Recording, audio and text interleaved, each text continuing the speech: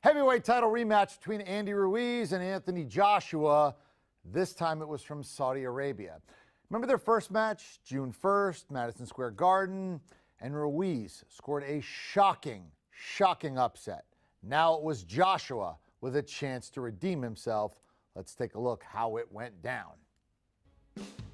Here we go. Now, Joshua, the Olympic gold medalist, looking to get back those titles. Meanwhile, Ruiz, he was a 15-1 underdog in that first fight. More than a 2-1 dog in this one. Late first, Joshua lands the nice right hand, opens up that cut on the left eye of Ruiz. If the bodies look a little different, well, one guy gained 15 pounds, one guy lost 15 pounds. I'm not even going to bother to tell you which is which. I think you can tell. All right. Then, see that late round 4, comes off with some power punches, fires off a few there. And then round 7, Joshua with the big right hand, Ruiz firing back. Round 9, they're mixing it up. Head, body, head again. You know, Joshua's sort of in control pretty much throughout here. He wins by unanimous decision. He regains the IFB, IBO, and WBA titles. All right, Brian Campbell is our guy. He's the man. Our pugilist expert, knows boxing. Love having him on the program. All right, first up, how about your first overall reaction, BC?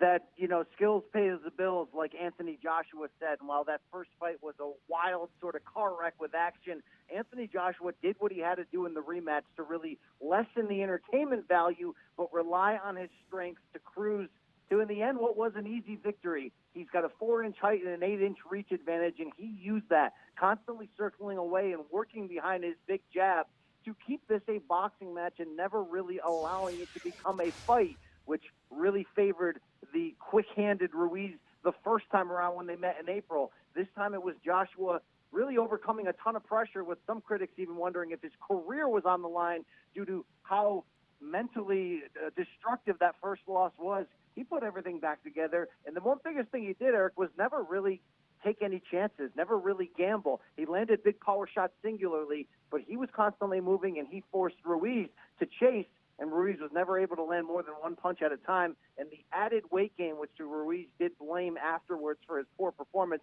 certainly proved to be the difference in this the second time around. Yeah, when you and I talked about this leading up, we talked about the fact that Joshua had lost a bunch of weight, and would that hurt him?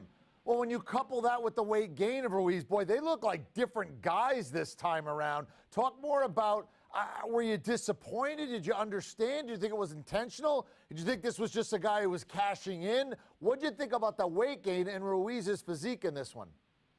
Yeah, Ruiz had played the role of sort of, modern-day Buster Douglas, lovable underdog to perfection, like he was out of central casting, the first heavyweight champion of Mexican descent.